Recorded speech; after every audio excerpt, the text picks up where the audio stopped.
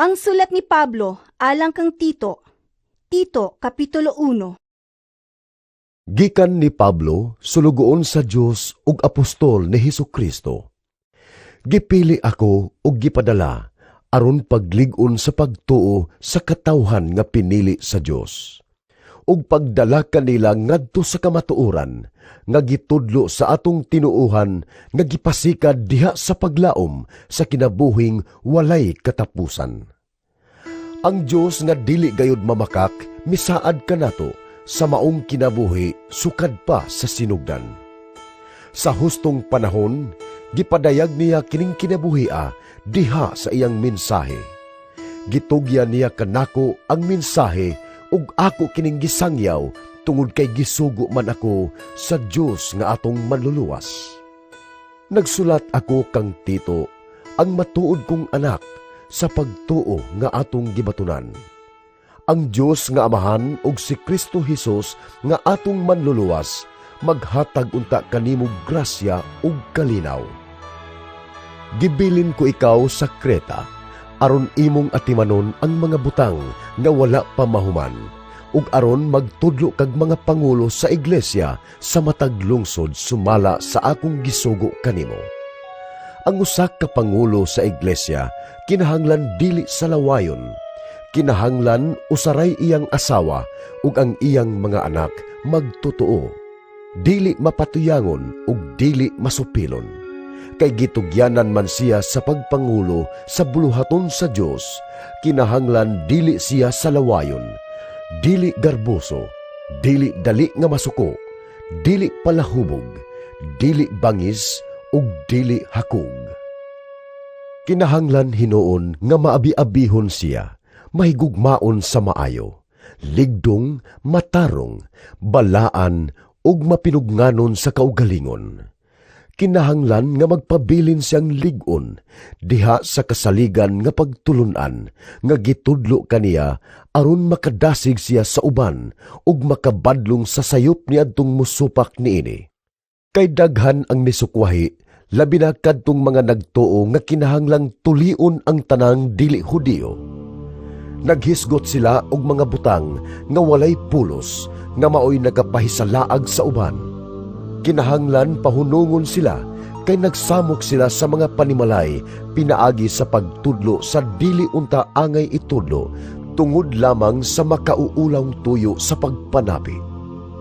Usa sa ilang mga propeta mismo nga taga-Kreta miingon, ang mga taga-Kreta bakakon, mga salbahis, kaunray gihuna-huna ug tapulan. Ug tinuod ang iyang gisulti, busa badlunga sila sa walay pugong-pugong aron makabaton sila sa hustong pagtuo. Kinahanglan dili na sila mutuo sa mga tinumutumong sugilanon sa mga Hudiyo ug sa kasuguan sa mga tao nga nagsalikway sa kamatuoran. Kanilang nga mga putli ang tanang butang putli. Apan alang niadtong mahugaw ug walay pagtuo, wala gayoy butang nga putli kay hugaw man ang ilang huna-huna ug tanlag. Miangkon sila nga nakaila sa Dios, apan ang ilang buhat wala magmatuod niini. Mga talamayon sila, masupilon ug dili makabuhat ug maayo. Tito, Kapitulo 2. Apan ikaw kinahanglan magtudlo sa hustong pagtulunan. Tudloi ang mga lalaking hamtong nga magkalma, magmaugdang, magmaligdong, magmalig-on sa ilang pagtuo ug paghigugma ug magmalahutayon. Tudloi sa balaang pagkinabuhi ang mga hamtong nga babae. Kinahanglan dili sila manlibak ug maghubog-hubog. Kinahanglan nga ang maayo maoy ilang itudlo aron sa pagbansay sa batan-ong mga babae sa paghigugma sa ilang mga bana ug kabataan. Patudloy usab nila ang mga batan-ong babae sa pagpugong sa ilang kaugalingon ug sa pagkinabuhi nga putli. Maayong muatiman sa panimalay ug matinahuron sa ilang bana. Sa ingon, walay makabiyay-biyay sa mensahe sa Dios. Dasiga usab ang mga batan-ong lalaki sa pagpugong sa kaugalingon. Kinahanglang ikaw mismo ang mag-una kanila sa mga maayong buhat, ug sa imong pagpanudlo ipakita ang pagkamatinud-anon ug kaligdong. Gamita ang mga hustong pulong nga dili masaway aron maulawan ang imong mga kaaway tungod kay wala sila'y ikasulting dautan batok kanato. Tudloi ang mga ulipon sa pagtahod ug pagpahimuot sa ilang mga agalon sa tanang butang. Kinahanglan nga dili sila magtubag-tubag sa ilang mga agalon o mangawat. Magpabilin hinuon sila nga buutan ug matinumanon aron kapasidunggan ang pagtulunan mahitungod sa Dios nga atong manluluwas sa tanan nilang buhaton.